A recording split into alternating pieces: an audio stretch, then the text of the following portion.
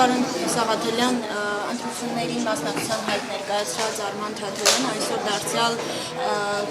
իր ցանկությունն է հայտնել չտեսնել Ռոբերտ Քոչարյանին ընտրություններում։ Ըստ ձեզ ինչու է այդ քաղաքական գործիչը ընտրել որպես թիրախ հենց Ռոբերտ Քոչարյանին։ Տեսեք, ուղիղ 6 ամիս է ընդդիմադիր քաղաքական ուժերի հետ վարում ենք բանակցություններ։ Ասում ենք, որ գոյություն ունեն առաջնային օրակարգային հարցեր, որոնց շուրջ պետք է համագործակցենք։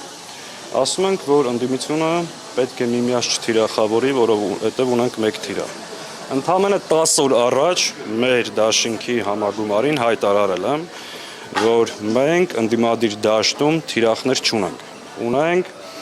այսօրվա եւ վաղվա պայքարի գործընկերներ, մենք որևէ մեկին չենք թիրախավորելու, մեր թիրախը գործող վարչախումբն է եւ նույն ակնկալիքը եւ պահանջը ունենք ընդդիմադիր ուժերը։ Այս իրավիճակում, այս ֆոնի վրա ձեր նշած գործիչը, սա արդեն որի-օրդ անգամ այդ նույն տեքստերն է կրկնում։ Սա ի՞նչ է նշանակում։ Եկեք միասին մի քանի տարբերակ ասենք։ Տարբերակ 1. Հայտնվել լուսանցքում որևէ բան իրանից չի ներկայացնում եւ անընդհատ նման տեքստերով փորձում է ուշադրություն հրավիրել իր վրա։ Տարբերակ 2, որ իր նպատակը ըստ գործող վարչախմբի վերարտադրությունը կանխելը չի, այլ ընդհանրապես մասնակցել, թիրախավորել ընդդիմադիր հիմնական ուժերին ու ինչ-որ ընդդիմադիր ձայներ փոշիացնել։ Իմ տպավորությամբ արդեն այս ընթացքի մեջ եմ եւ առհասարակ ես կարծում եմ, որ այդ տեքստերի հեղինակը Արման Թաթոյանը չի։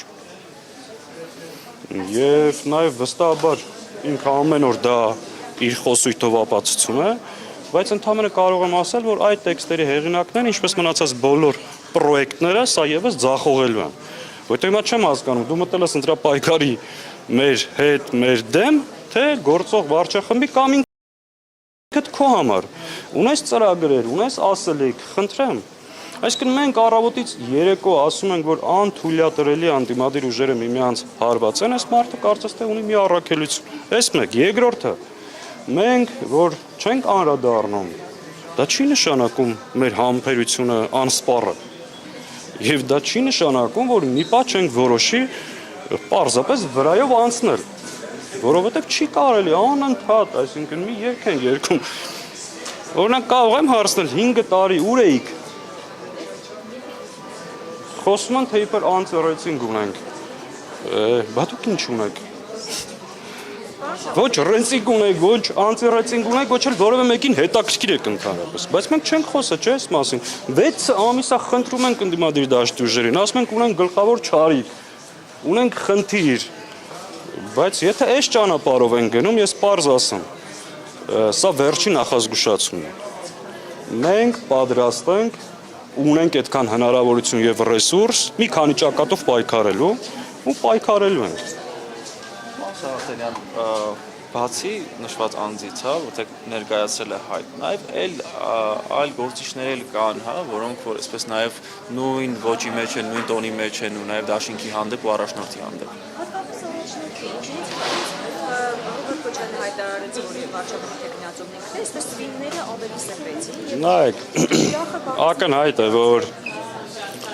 մեկ իշխանությունը, մեկ ընդդիմադիր դաշտի որոշ գործիչներ շատ ծանր են տանում այս ամեն ինչ։ Մենք չենք անդրադառնալու իրենց, իրենք մեզ հետաքրքիր չեն, իրենք մեր համար թիրախ չեն, մենք ունենք մեկ թիրախ, դա գործող վարչախումբն է, հրապարակային ասում եմ 10 օր առաջ հայտարարել եմ, որ ընդդիմադիր դաշտի բոլոր ուժերը մեր այսօրվա եւ վաղվա պայքարի գործընկերներն են։ Դադարեցրեք այս ամեն ինչը, բայց եթե իրենց դա թվում է թուլության նշանը, կամ նորից եմ կրկնում, մեր համբերությունը անսպառ է, շփոթվում են, այնքան հարց կտանք, օրինակ նույն Արման Թաթոյանին, երբ որ տեսնեք, հարցրեք, որ հանդիպել է Ռոբերտ Քոչարյանին, այդ մասին ասել է թե չէ։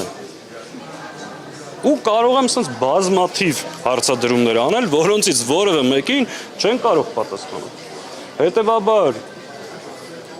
պետք է յուրաքանչյուր ուժ հանրությանը ներկայացնի իր ծրագրերը, իր մոտեցումները, իր ասելիքը, այո, մենք մրցակիցներ ենք, բայց ոչ հակառակորդներ ու երբեք փորձելու ենք չանդրադառնալ սրան։ Բայց սա թող լինի զգուշացում, որովհետև մի շարք հարցեր կա, որոնցից որևէ մեկին չեն կարողանալու պատասխանել ոչ իրենք, ոչ էլ իրենց համար տեքստեր գրողները։ Առայժմ այս թեմայով այսքանը, բայց եթե շարունակեն, նորից եմ ասում, մենք ունենք այդքան հնարավորություն։ Մի քանի ճակատով պայքարելու, որովհետև մենք թույլ չենք տալու, այսինքն տեղից վերելնողը Նիկոլի ջրաղացին ջուր լցի, հետո էլ տանի ձայներ փոշի աստ։